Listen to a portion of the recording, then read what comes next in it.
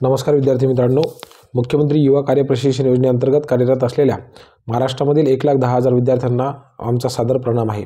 सज्जनाशी सज्जन, दुर्जनाशी दुर्जन, खरी आणि विश्वसनीय माहिती पाहण्यासाठी फक्त एकच चॅनल ज्याचं नाव आहे गुरुजन। विद्यार्थी मित्रांनो, आज आपण यूट्यूब चॅनलवरती, व्हिडिओच्या कमेंट्समध्ये, टेलिग्राम चॅनलवरती विद्यार्थ्यांनी आपल्या पगारासंदर्भामध्ये जे विविध प्रश्न आम्हाला विचारलेले होते त्या जवळपास प्रत्येक प्रश्नाचं उत्तर आम्ही आमच्या परीने देण्याचा प्रयत्न केलेला आहे। अनेक विद्यार्थ्यांचे 2-2, 3-3 महिन्याचा पगार बाकी होत्या आणि आम्ही सांगितलेली ट्रिक त्यांनी वापरल्याच्या नंतर अनेक विद्यार्थ्यांनी आम्हाला सांगितलेलं आहे की सर, आमचा ऑक्टोबरचा पगार जमा झाला, आम्हाला प्रचंड आनंद होत आहे।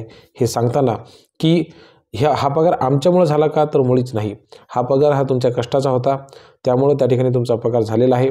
परंतु ज्यावेळेस विद्यार्थी कमेंट करून सांगतात, फोन करून सांगतात, SMS करतात की सर, आमचा त्या ठिकाणी पगार झालेला आहे, तर ते ऐकून मनाला फार बरं वाटतं। आणि विद्यार्थी मित्रांनो, हे बघा, यूट्यूब आपल्या गुरुजन चॅनलच्या माध्यमातून आपण सातत्याने हाच प्रयत्न करत आहोत की विद्यार्थ्यांपर्यंत वस्तुनिष्ठ माहिती पोहोचली पाहिजे आणि खरी माहिती पोहोचली पाहिजे। मी तुम्हाला सांगतो, ज्यावेळेला मी व्हिडिओ टाकतो तर कमेंटमध्ये काही निगेटिव्ह रिमार्कसुद्धा येतात की तुम्ही निवेदन दिलेलं आहे का, तुम्ही काय करता, तुमच्या वतीनं शासनाकडे काही पाठपुरावा झालेला आहे का, किंवा तुम्हाला तर माहीतच नाही, तुम्ही काहीतरी व्ह्यूज वाढवण्यासाठी, लाईक्स मिळवण्यासाठी, पैसे कमवण्यासाठी या ठिकाणी यूट्यूबवरती व्हिडिओ टाकत आहात। तर अशाही कमेंट त्या ठिकाणी येत आहेत। तर मला अशा कमेंट करणाऱ्या सर्व माझ्या भावांना सांगायचं आहे की भावांनो, हे बघा, पगार तुमचा असो किंवा इतर कुणाचा असो, पगार व्हायला पाहिजे। सगळी मुलं श्रीमंताची मुलं नाही आहेत, त्याच्यामध्ये काही मुलं गरिबांची आहेत, कष्टकऱ्यांची आहेत, गोरगरिबांची आहेत, शेतकऱ्यांची आहेत। मला एका सरांनी कमेंट करून सांगितलेलं होतं की सर, आम्ही 75 किलोमीटरवरती राहतो, मी, माझी पत्नी आणि मला 2 मुलं आहेत। म्हणजे मित्र, तुम्ही विचार करा, जर 4 जणांचं कुटुंब त्या ठिकाणी 75 किलोमीटरवरती घर सोडून राहत असेल, तर त्यांना विद्यावेतन 2-2, 3-3 महिने जर मिळत नसेल, तर मग अशा विद्यार्थ्यांनी काय करायचं? असे विद्यार्थी अनेक आहेत की ज्यांना केवळ 6,000 रुपये विद्यावेतन मिळत आहे आणि ते जर सुद्धा वेळेवर मिळत नसेल, तर अशा विद्यार्थ्यांनी काय करायचं? त्यामुळं मुख्यमंत्री युवा कार्य प्रशिक्षण योजनेअंतर्गत लागलेल्या विद्यार्थ्यांचा आम्ही आवाज उठवण्याचा प्रयत्न करत आहोत।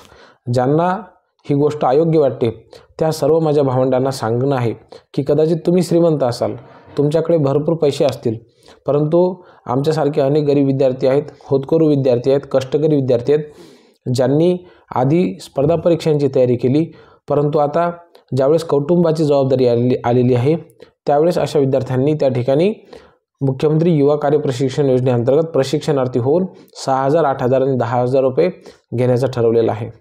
त्यामुळे तुम्ही कृपया आमची अवहेलना करू नका, आमच्यावरती वाईट कमेंट करू नका आणि त्या ठिकाणी चुकीचं बोलू नका। तुम्हाला आमची मदत करायची असेल तर करा, तुम्हाला आमची मदत करायची नसेल तर करू नका। परंतु आम्ही आमच्या सर्व भावंडांचा, त्यांच्या न्याय हक्कासाठी, त्यांच्या विद्यावेतनासाठी, त्यांच्या केलेल्या श्रमासाठी मोबदला मिळवण्यासाठी जर आम्ही प्रयत्न करत असू, तर कृपया आमची अवहेलना करू नका, आम्हाला त्या ठिकाणी चुकीचं बोलू नका। विद्यार्थी मित्रांनो, तुमचा वेळेवर पेमेंट झाला पाहिजे यासाठी आपण सातत्याने प्रयत्न करत आहोत। मी स्वतः त्या ठिकाणी दिवसभर विद्यार्थ्याने कमेंट केली की त्याला तात्काळ उत्तर देण्याचा प्रयत्न करत आहे। आणि जे व्हिडिओ सध्या बघत आहेत त्यांनीसुद्धा मला नक्की सांगा की ठीक आहे, माझी माहिती कदाचित थोड्याफार प्रमाणामध्ये तुम्हाला तुमची जी समस्या आहे त्याच्यावरती लागू होईल की नाही हे मला माहिती नाही, परंतु मला जी माहिती आहे ती तुमच्यापर्यंत हमखास पोहोचवण्याचा प्रयत्न करत आहे। मी आहे, आमचे मित्र दीपक भाऊ नेरकर आहेत, आम्ही टेलिग्राम ग्रुपवरती सुद्धा ज्या विद्यार्थ्यांनी कमेंट टाकलेले आहेत त्या सर्व प्रश्नांची उत्तरं देण्याचा प्रयत्न करतो। मी विद्यार्थ्यांना गोष्ट स्पष्ट करतो की तुम्हाला जर वाटत असेल की आमचे व्हिडिओ हे फक्त व्ह्यूसाठी आहेत, लाईकसाठी आहेत किंवा चॅनलचे सबस्क्रायबर वाढवण्यासाठी आहेत, असं जर तुम्हाला कुठल्याही क्षणाला वाटलं, त्या क्षणाला आमचं चॅनल तुम्ही ब्लॉक करा किंवा त्या ठिकाणी त्या यूट्यूबला रिपोर्ट करा, किंवा तुम्ही आमच्या चॅनलला जर सबस्क्राईब केलेलं असेल तर त्या ठिकाणी तुम्ही अनसबस्क्राईब करा। मित्रो, हा लढा तुमच्या माझा नाही आहे, हा लढा महाराष्ट्रामधील 1,10,000 विद्यार्थ्यांचा आहे। आणि मी ज्यावेळेस विद्यार्थ्यांशी चर्चा करतो, त्यांच्या कमेंट येतात, त्यांचे फोन येतात, त्यांचे मेसेज येतात, त्यावेळेस एक गोष्ट माझ्या लक्षात येते की ह्या मुलांचा लढा उभारणं खूप गरजेचं आहे। आणि म्हणून मी तुम्हाला या ठिकाणी शब्द देतो गुरुजन चॅनलच्या माध्यमातून की जोपर्यंत आपल्या सर्व विद्यार्थ्यांच्या प्रयत्नांना यश मिळणार नाही, तोपर्यंत आपण हा लढा हमखास सुरू ठेवणार आहोत। मी मागच्या 3 दिवसामध्ये साधारणतः 1,500 कमेंटला उत्तर दिलेलं आहे. 1,500 विद्यार्थ्यांनी त्या ठिकाणी प्रश्न टाकला की सर माझं अजून पहिल्या दिवसापासूनचा पगार बाकी आहे. किती परिस्थिती वाईट असेल त्याची. तर या गोष्टीचा सर्वांनी विचार करा. दुसरी महत्त्वाची गोष्ट म्हणजे मित्रहो की अनेक जिल्ह्यांमध्ये पेमेंट जमा झालेलं आहे. यवतमाळ जिल्हा असेल, हिंगोली जिल्हा असेल, धाराशिव असेल, परभणी असेल, अशा आस्थापनांमध्ये त्या ठिकाणी पेमेंट झालेलं आहे. अनेक विद्यार्थ्यांचा ऑक्टोबरचा पेमेंट झालेला आहे. काही विद्यार्थ्यांचा नोव्हेंबरचा पेमेंट यायची प्रोसेस बाकी आहे. आता अनेक विद्यार्थी मला विचारतात की सर आमचा नोव्हेंबरचा पगार जमा झाला नाही, तुम्हाला तर काय माहीतच नाही. अरे बाबा मला सांग, महाराष्ट्रामध्ये 1,10,000 विद्यार्थी कार्यरत आहेत.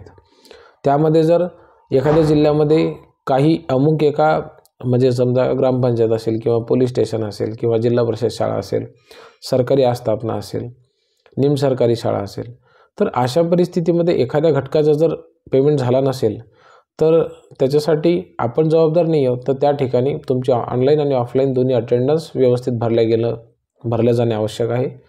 विविध स्तरावरती जे तुमचे अप्रूव्ह होतात फॉर्म, तर त्यांनासुद्धा मान्यता मिळणं गरजेचं आहे. तर या 2-3 गोष्टी त्यासाठी महत्त्वाच्या आहेत. आता मला आज विद्यार्थ्यांनी पुन्हा प्रश्न विचारलेला आहे की हिवाळी अधिवेशनामध्ये आपला प्रश्न निकाली लागू शकतो का. तर विद्यार्थी मित्रांनो बघा, मी तुम्हाला एक गोष्ट स्पष्ट नमूद करू इच्छितो की आपला कदाचित परमनंटचा GR निघणार नाही. मी तुम्हाला आधीसुद्धा म्हटलं होतं की परमनंटचा GR संदर्भामध्ये त्या ठिकाणी हा ना अशी परिस्थिती आहे. परंतु आपल्यापैकी अनेक विद्यार्थ्यांना आपण ज्या आस्थापनांमध्ये काम करतोय त्या ठिकाणी रुजू होण्याची संधी हमखास मिळेल, यामध्ये काही एक शंका नाही. कारण की मुख्यमंत्री युवा कार्य प्रशिक्षण योजनेचा हेतूच तो आहे की विद्यार्थ्यांना कौशल्य मिळावं आणि ज्या आस्थापनांना रोजगारांची आवश्यकता आहे तर अशा विद्यार्थ्यांना अशा आस्थापनांना मनुष्यबळ उपलब्ध करून देणे. त्यामुळे माझा सर्वांचा प्रश्न निकाली लागणार आहे, यामध्ये काही एक शंका नाही. फक्त आपल्याला त्या ठिकाणी संयम ठेवावा लागणार आहे. आपला प्रशिक्षण आणखी पूर्ण व्हायचं बाकी आहे. आपल्याला लागून फक्त 3 महिने झाले आहेत.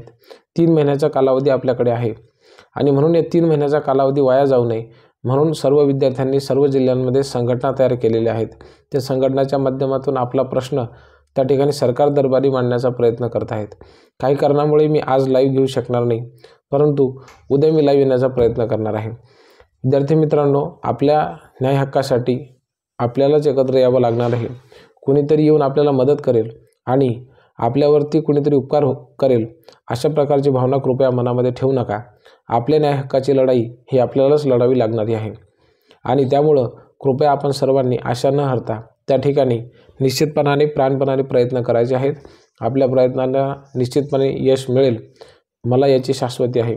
कारण की जे विद्यार्थी अनेक वर्षांपासून स्पर्धा परीक्षांची तयारी करत होते, त्यांचं सिलेक्शन झालं नाही आणि नंतर मग हताश होऊन निराश होऊन त्यांनी या ठिकाणी या योजनेकडे मोठ्या आशेनं पाहिलेलं आहे, त्या सर्व विद्यार्थ्यांच्या जीवनामध्ये निराशा येणार नाही आणि आपण काहीही झालं तरी ही निराशा कोणाच्याच पदरी येऊ देणार नाही. या संदर्भामध्ये आपण निश्चित आपला न्याय हक्काची लढाई ही शेवटच्या क्षणापर्यंत लढत राहू आणि यामध्ये हमखास यशस्वी झाल्याशिवाय राहू नाही, ही तुम्हाला मी या ठिकाणी ग्वाही देतो. एवढं बोलतो आणि थांबतो. धन्यवाद.